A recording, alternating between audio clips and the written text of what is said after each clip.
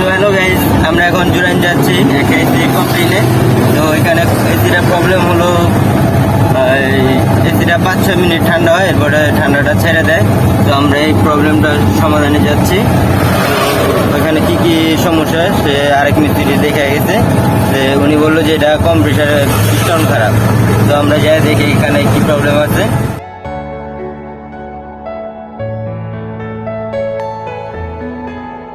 তো গাইস, আমরা এখন রিক্সাতে আছি। তো আমরা কাস্টমারের বাসার দিকে যেতেছি। এলো ঋষিপাড়ার ভিতরের দিকে পড়ছে। তো জায়গার নামটা সঠিক মনে নেই, আমি চিনি। তো এখানে আমি লোকেশনে যেতেছি, আর আপনাদের জন্য ভিডিওগুলা খুবই স্পেশালভাবে বানাইতেছি।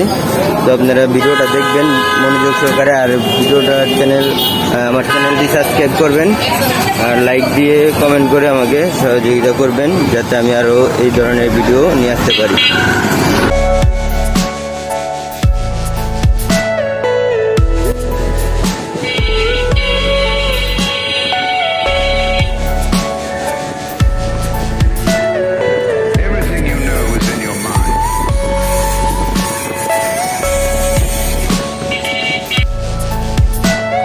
তো গাইস, আমরা কাস্টমারের বাসার সামনে এসে পড়ছি।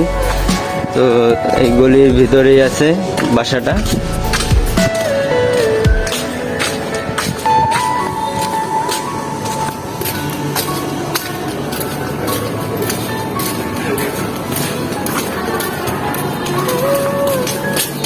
আমরা বাসার সামনে আইছি, এই যে এসিটা দেখা যেতেছে, এই এসিটা আমরা কাজ করবো। তো লেটস চেক ইট আউট। আমরা এখন কাস্টমারের বাসায় প্রবেশ করবো। আমাদের দোতলা আমাদের কাজ।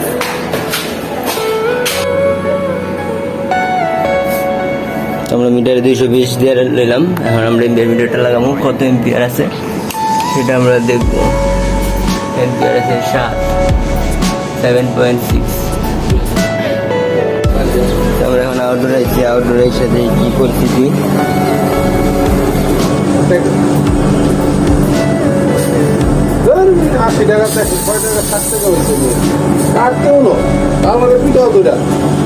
আপনি হাই প্রেশার যাবো না, কে করছে এই কাজটা? Gas pressure 100। দেখেন গাইস, এখানে বললাম না আরেক মিস্ত্রি আসছিল, তো উনি 100 প্রেশার উঠাই দিয়ে গেছে। এটা হলো 22 গ্যাসের, এটা প্রেশার থাকবে হইলো 65 থেকে 60। তো উনি 100 প্রেশার উঠাই দিয়ে গেছে, এর জন্য কম প্রেশার হাই প্রেশার করে। তো এই হলো মূলত প্রবলেম। তো এসিতে কোনো ঝামেলা নাই আশা করি।